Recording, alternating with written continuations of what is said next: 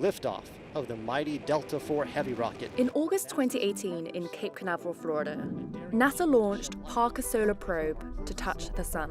After spending a few years spiraling closer to our star, the spacecraft has finally arrived. It's amazing. Parker Solar Probe is touching the sun.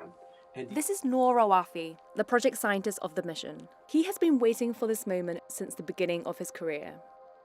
This is a dream come true. One of the major goals for the Parker Solar Probe mission is to fly through the solar corona, and we are doing that now. So what does it mean to touch the sun? To answer that, we need to look at the sun's structure. Unlike Earth, the sun doesn't have a solid surface. It's a giant ball of hot plasma that's held together by its own gravity.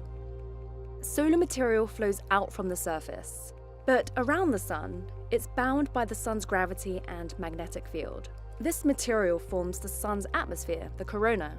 Eventually, some of this hot and fast solar material escapes the pull of the sun and gushes out into space as solar wind. The boundary that marks the edge of the sun's atmosphere is known as the Alphane critical surface. We didn't know exactly where this boundary was, but for the first time in history, a spacecraft has crossed it.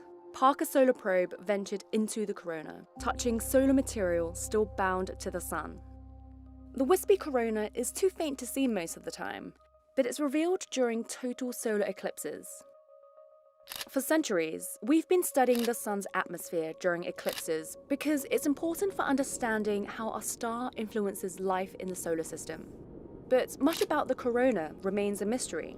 Two of the most challenging scientific mysteries in astrophysics occur in a region that we call solar corona. The first mystery is about the temperature. The corona is about 300 times hotter than the photosphere, the visible surface of the sun below.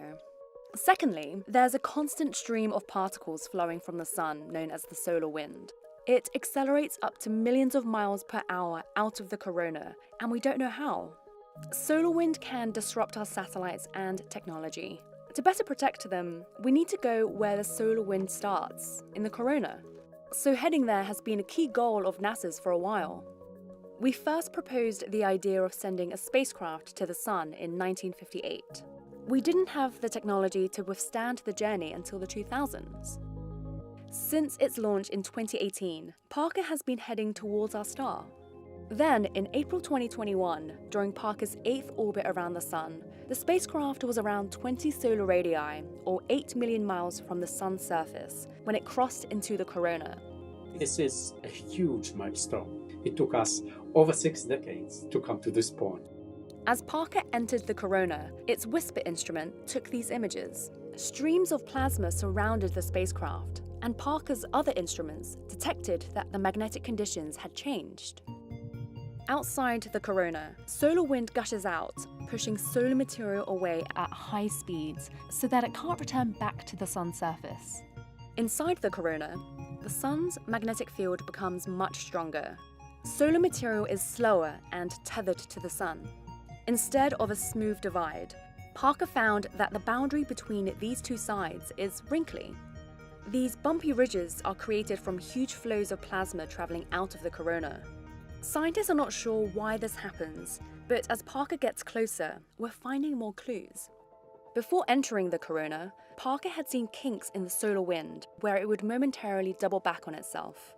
Scientists called these features in the solar wind switchbacks, but no one knew how or where they formed. In 2021, the spacecraft finally tracked switchbacks to one of their origins.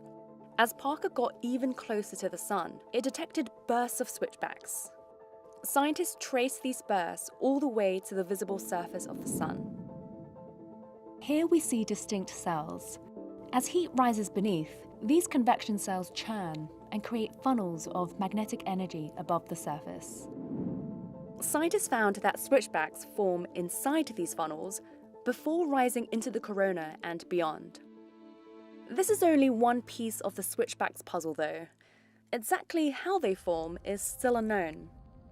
Over the next few years, Parker will keep looking for clues as it explores our sun, the only star we can study up close.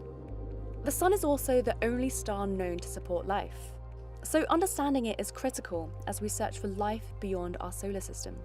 That will link directly into the question, are we alone in this universe? And that is one of the biggest questions for humanity to answer.